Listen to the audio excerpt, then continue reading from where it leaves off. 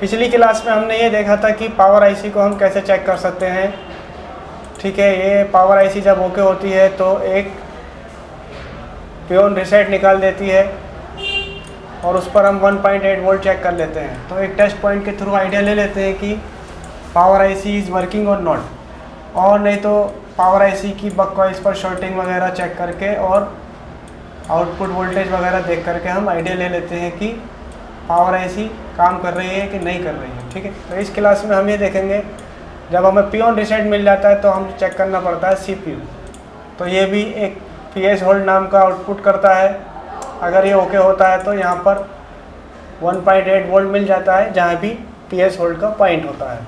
तो वो सब कैसे समझना है वो समझते हैं।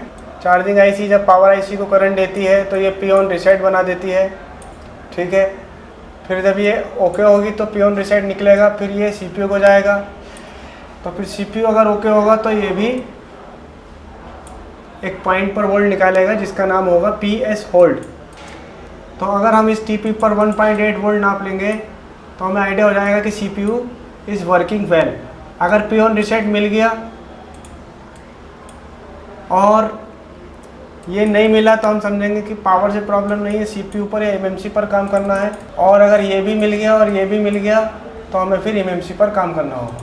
तो इसको कैसे चेक करना है वो समझते हैं। तो यहाँ पर भी एक पॉइंट दे दिया जाता है कहीं ना कहीं बोर्ड में, जिस पर आप 1.5 टू 2.5 वोल्ट नाप कर आप आइडिया ले सकते हैं कि प्रॉब्लम सीपीयू से आ रही है कि नहीं आ रही है। जैसे कि ये Redmi Note 8 का सीपीयू है,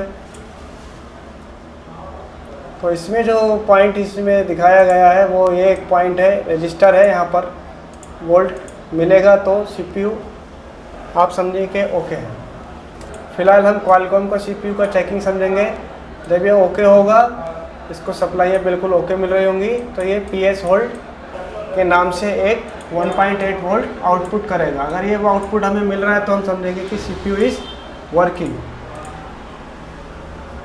पीएस होल्ड का मतलब होता है पावर सप्लाई होल्ड। अगर सीपीयू ख़राब होगा तो आप देखेंगे पावर आईसी अगर ओके है और सीपीयू ख़राब है तो इन बक कॉइल्स पर जो वोल्टेज होंगे वो स्टेबल नहीं होंगे, कम बढ़ती होते रहेंगे, भागते रहेंगे। तो आप समझना कि ये प्रॉब्लम सीपीयू से बन रही है। ये वोल्ट हमें मिल जाते हैं सेट में, तो फिर हम पीएम चेक करेंगे। तो पीएम भी बक कॉइल पर वोल्ट देगी और पियोन रीसेट बनाएगी अगर वो क्वालकॉम की है तो। और अगर वो मीडियाटेक की है तो वो सिस्टम रीसेट भी नाम से वोल्ट बनाएगी। ठीक है, बस नाम का फ़र्क है, प्रोसीजर सेम है। तो ये भी हमें मिल जाता है और ये वोल्ट भी हमें मिल जाता है, तो हम ये पीएस होल्ड चेक करते हैं। अगर ये भी मिल गया तो सीपीयू भी ओके है, पीएम भी ओके है। ठीक है, और ये नहीं मिला और ये मिल गया तो सीपीयू ख़राब है, और ये भी नहीं मिला और ये भी नहीं मिला तो फिर हमें चार्जिंग आईसी और पावर आईसी पर ही फोकस होना है या फिर शॉर्टिंग वगैरह ढूंढनी है फ़ोन के अंदर।